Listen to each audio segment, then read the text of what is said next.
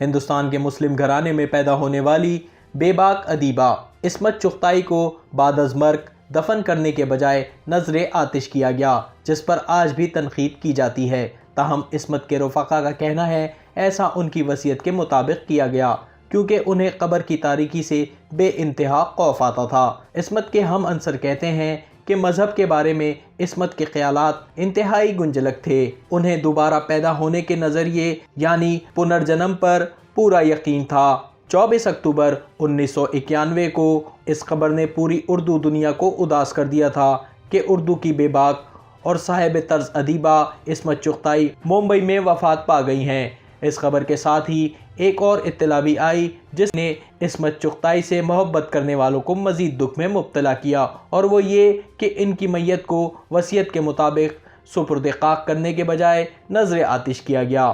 اس بارے میں جگدیش چندر ودھاون نے بھی لکھا ہے، عصمت چغتائی موت کے بعد بھی ایک ہنگامے کا موجب بن گئیں اور ایک شدید قسم کی بحث چھڑ گئی۔ یہ ایک جذباتی قسم کی بحث تھی جس کی شدت و وحدت آج بھی محسوس ہوتی ہے۔ عصمت چغتائی کی موت کے 2 ماہ بعد جنوری 1992 میں دہلی سے شائع ہونے والے مشہور ادبی جریدے 20ویں صدی نے عصمت چغتائی کی یاد میں گوشہ شائع کیا، جس میں ان کی وفات پر اردو کے صف اول کے ادیبوں کے تاثرات شامل کیے گئے۔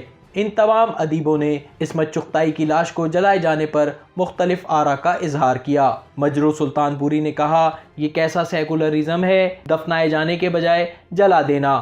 کلچرل ویلیوز کو توڑنے کے لیے نہ وہاں پر کوئی پوجا تھی نہ ہی نماز۔ میں ان کی لاش سوزی پر نہیں گیا۔ سلمیٰ صدیقی نے جو عصمت چغتائی کی جگری دوست تھیں، اپنے جذبات کچھ یوں پیش کیے، میں اس بات سے اتفاق نہیں کرتی کیونکہ میں سوچتی ہوں کہ انسان کا اپنی روایت سے جڑا رہنا بہتر ہوتا ہے۔ جب بھی ان سے مذہب سے متعلق بات کی تو انہوں نے یہی کہا کہ وہ جل جانا پسند کریں گی۔ دراصل مذہب کے بارے میں، خاص طور پر موت کے بعد کی زندگی کے بارے میں ان کے خیالات بہت ہی مختلف تھے۔ عصمت کی بیٹی سیما ساہنی نے اس فیصلے کی پس پشت کار فرما جذبے کی وضاحت کرتے ہوئے کہا، انہیں مرنے کے بعد دوبارہ پیدا ہونے کے نظریے یعنی آواگون پر پورا یقین تھا۔ ان کا خود کو نہ دفنانے کا فیصلہ اسلام کی بے حرمتی کرنا نہیں تھا۔ معروف ادیبہ قرۃ العین حیدر نے اپنی کتاب دامان باغا میں عصمت چغتائی کی لاش کو جلائے جانے کا تقابل ادیب نون میم راشد کی لاش کے جلائے جانے سے کیا اور لکھا، لندن میں ان کی وفات کے بعد ان کی انگریز بیوی نے ان بیچاروں کو آگ میں جلوا دیا۔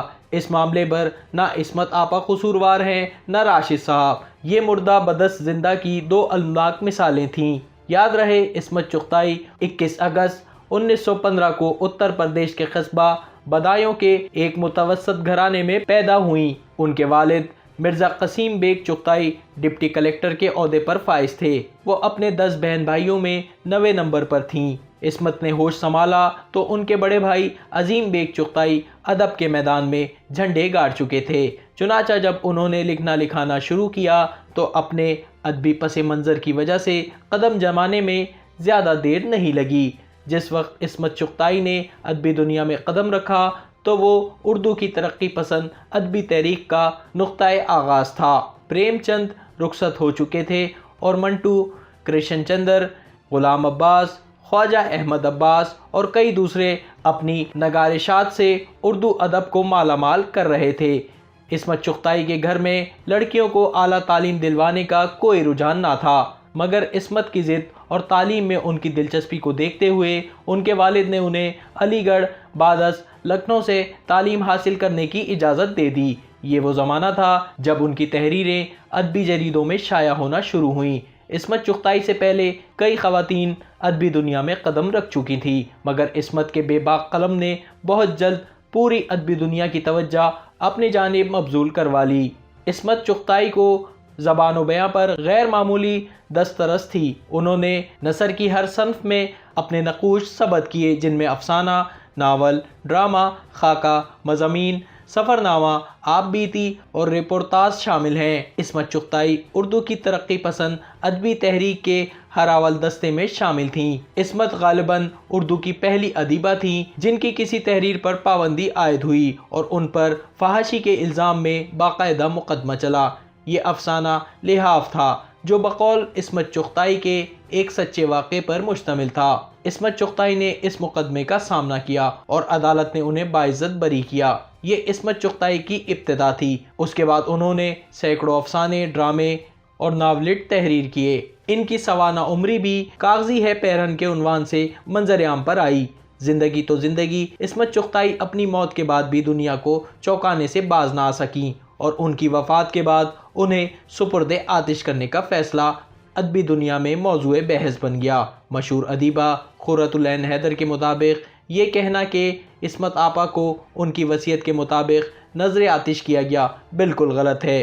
جب ان کی بھتیجی مدحت پاکستان سے بھارت آئیں تو فاتحہ خوانی کے لیے انہیں عصمت آپا بڑی بہن کی قبر پر لے گئی تھی۔ عصمت آپا نے ایک طرف اشارہ کر کے ان سے کہا تھا، دیکھو یہ جگہ میں نے اپنے لیے محفوظ کر لی ہے۔ اصل واقعہ یہ تھا کہ ان کی بیٹی سیما نے ایک ہندو نوجوان سے سول میرج کر لی تھی۔ اس کا بیٹا عصمت آپا کو بے حد عزیز تھا اور وہ بھی اپنی نانی سے بے حد محبت کرتا تھا۔ وہ لڑکا خود کو اپنے باپ کی سماج کا ایک فرد گردانتا تھا۔ چنانچہ جب عصمت آپا کا انتقال ہوا تو اس نے ان کو شمشان گھر پہنچا دیا، لیکن یہ ان کی بدقسمتی ہے کہ وہ زندگی میں بھی کچھ لوگوں کی طرف سے ملامت کا شکار رہیں اور مرنے کے بعد بھی۔